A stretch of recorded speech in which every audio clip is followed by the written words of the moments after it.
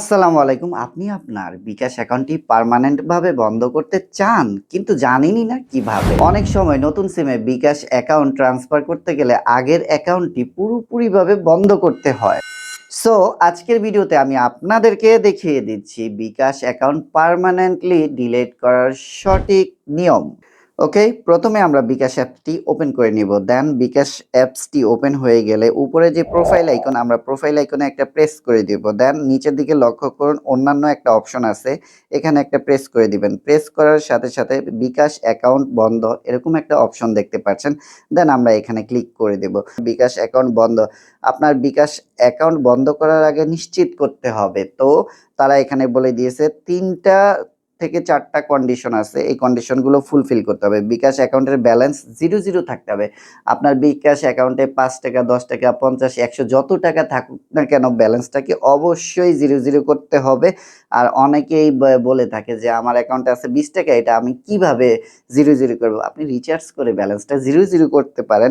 Then second এখানে বলছে নিশ্চিত করুন আপনার অ্যাকাউন্টে অমীমাংসিত কোনো লোন নেই।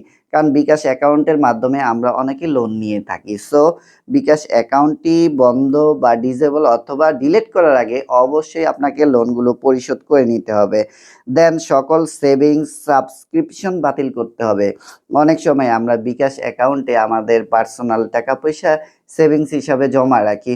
তো অবশ্যই বিকাশ অ্যাকাউন্ট রিমুভ করার আগে বা ডিলিট করার আগে আপনার সেভিংসটা বাতিল করতে হবে এবং কোনো সাবস্ক্রিপশন থাকলে সেটাকেও অবশ্যই বাতিল করতে হবে। দেন আপনি বিকাশ অ্যাকাউন্টের দ্যা দেন আপনি বিকাশ অ্যাকাউন্টে ডিলিট করার জন্য এপ্লাই করতে পারবেন। সো এখানে আরেকটা কথা, বিকাশ অ্যাকাউন্ট ডিলিট করার জন্য বিকাশ অ্যাপসে কোনো অপশন নেই। সো তাহলে আপনাদেরকে কি করতে হবে আমি বলে দিচ্ছি। বিকাশ অ্যাকাউন্ট ডিলিট করার জন্য অবশ্যই আপনাকে বিকাশের কাস্টমার কেয়ারে নিজে যেতে হবে। যার নামে অ্যাকাউন্টটা আছে অবশ্যই তাকে কাস্টমার কেয়ারে যেতে হবে এবং সাথে আপনার ভোটার আইডি কার্ড ছবিযুক্ত এনআইডি কার্ড নিয়ে যেতে হবে। যদি আপনি জন্ম নিবন্ধন দিয়ে খুলে থাকেন অ্যাকাউন্টটি, অবশ্যই জন্ম নিবন্ধন নিয়ে যেতে হবে এবং সাথে তখন ১ কপি ছবি নিতে হবে। আর যখন আপনার পাসপোর্ট থাকবে, পাসপোর্টে তো অবশ্যই আপনার ছবি থাকবে। যদি কেউ পাসপোর্ট দিয়ে অ্যাকাউন্ট খুলে থাকেন অবশ্যই পাসপোর্টের কপি নিয়ে যেতে হবে।